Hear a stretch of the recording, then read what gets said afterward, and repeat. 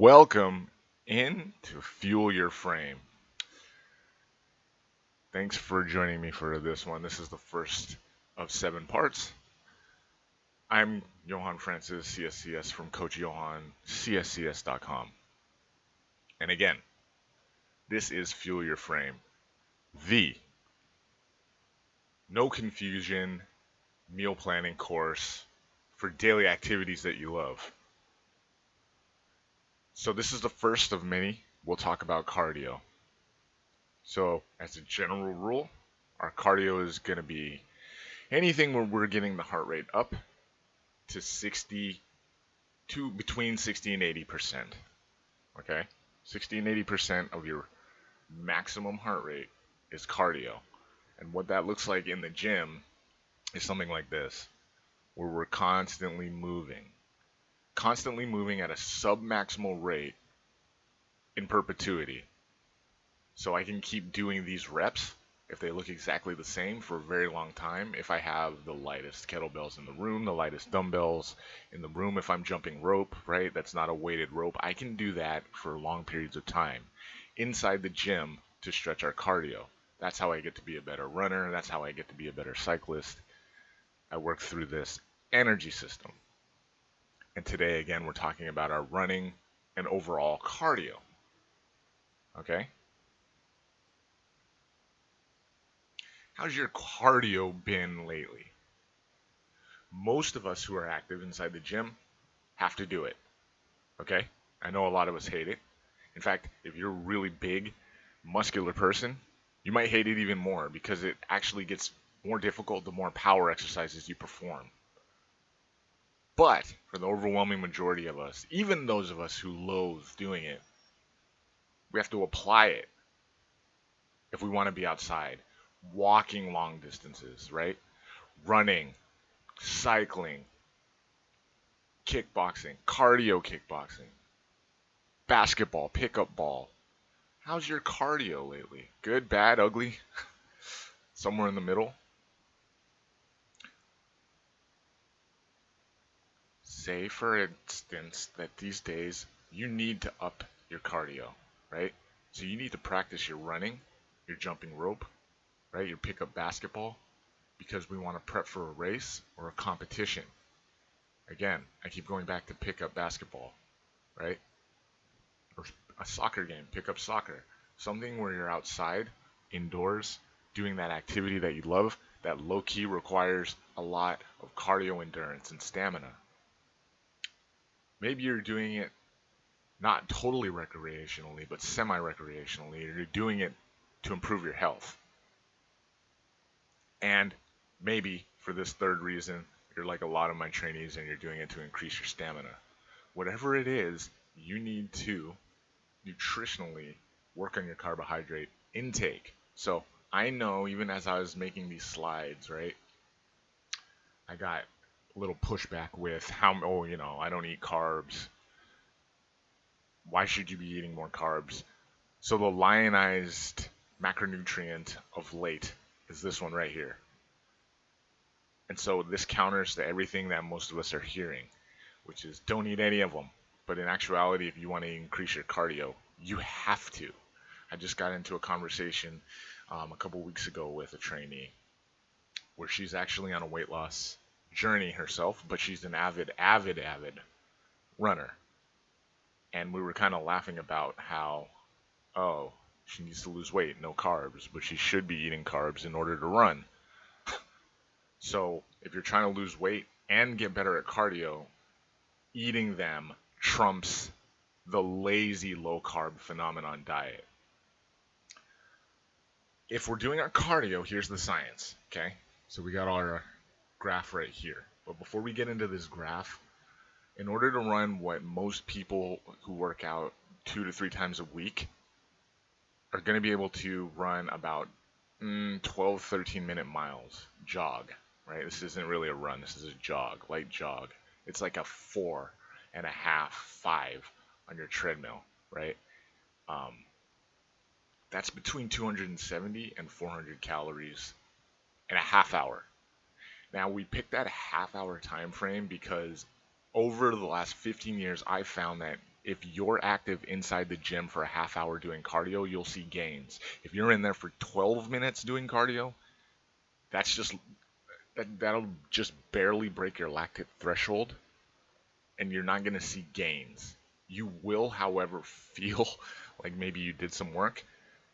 Internally, endogenously, not so much. A half hour minimum of movement is where you need to be. Okay? In fact, um, the recommendation for activity is a half hour daily of something. So we're going to call it a half hour. Our cardio is going to be a half hour. Okay? Well, in that half hour, your body is going to want to switch over to mainly carbohydrates, and that's called the crossover point right here. Okay? So this is happening in everybody when we work our cardio at up to about a half hour of movement, even if it's 1 mile, 2 miles, whatever. Okay? Here's carbohydrates. You can see at the beginning there's no intensity, right? You barely are using any. In fact, you're using mostly fat. Well, you keep that intensity, you keep moving for a period of time. At this intensity, remember we said it was 60 to 80. So here's your intensity that we can sustain, okay, over time, and that's called cardio and endurance. Look what happens. Our body goes from what you're doing right now, reading this, such as burning fat, to mainly carbohydrates, and eventually it goes back to fat. But this is why you need to up your carbohydrate intake right here, because in a time frame, over time, your body will use, if it's exerting energy, carbohydrates at this crossover point. So that leads us to say, well, what do we need to eat? Okay, so this is why you guys are here. Let's talk about it. What do you need to do? Protein. Most of us are used to getting some exorbitant amount of protein based on poor recommendations from pseudo nutritionists, right? Not dietitians. Bro science will tell us to eat every protein in the room, but really 20 is okay for this regimen, which means maybe 2 or 3 days of work where you're in the gym doing cardio or you're outside running your miles. 20% on that day is fine. 20% of fat, 60 for your carbohydrates. Okay? We have to eat 20 protein to leave room for carbs. We won't even touch how much fat we intake, and we need slow burning carbohydrates to replace the glycogen we will burn. Inside the gym, your training looks like this. Okay, so the weight load that you put on your back might vary, but you do want to do halfway through your workout around 30 reps of whatever it might be, right? You're doing lunges, back squats, weighted crunches, right? The middle of your exercise day, 30 reps is key. And it is this pyramid where you start out and end light. So 6 sets. All of this right here should just say to you guys, cardio. This is how I get stronger and more endurance inside the gym, is I work out like this. It's high reps, low rest, because we're looking to increase our recovery, and that's an adaptation of cardio that you will notice. So when you get that adaptation, you'll be able to continue running for long periods of time, cycling, swimming, pick up ball, and recover a lot quicker. You have to learn to eat this way first. I say it all the time, we'll work with ratios. We want ratios to look a certain way. Okay, so what are those ratios? What will they look like? Here's how we do it. The first thing is to adjust your protein. Okay, as I said before, 20% is ideal. We need to get in, dried fruit is a low-key decent source of protein that'll not push us too high into eating a proteinagenous meal, right? Dry fruit, seaweed has a ton of aminos in it, right? Powdered nut butters also have protein in them. Of course, your dairy, your pseudo dairy. These are ways that you can get lean sources of protein without eating meat, because again, we're saving all of our calories for carbohydrates. Number 2 in the ratio is fat, right? So going back to a few slides ago, you'll notice that the biggest chunk of the pie was carbs. Well, here's fat. Now here's what we'll do. We won't even adjust it. We'll just keep eating about 20%. On average, people are eating 30%. If you're active, you're probably 20 to 30. You never, ever, ever want to go over 30. Paleo diets and the like, they love to tell you to eat like 50 or 60, and I think that's the worst thing you can do. Um, so you're not even going to stretch this. You're really not going to worry about it when you're trying to increase your cardio, get better at your hill running, your biking. Here's what we are going to concern ourselves with, looking at the types of carbohydrates to take in. So 60%, 45, and if it's 45, the rest we'll take in will be 5% fat and the rest protein. This is needed to see gains, especially for cardio and running.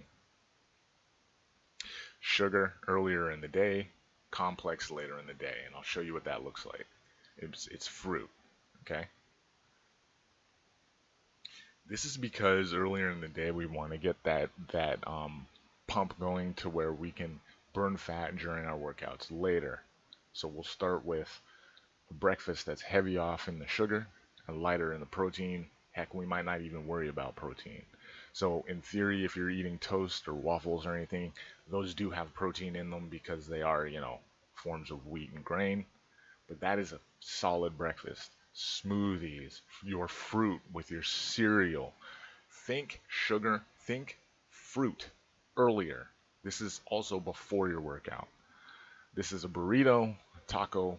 This is one of those wraps. I'd more lean towards, pastas here, or a bowl, like one of those ramen bowls where you're getting a lot of the carbohydrates, but also your veggies. Something that's high in fiber and light enough.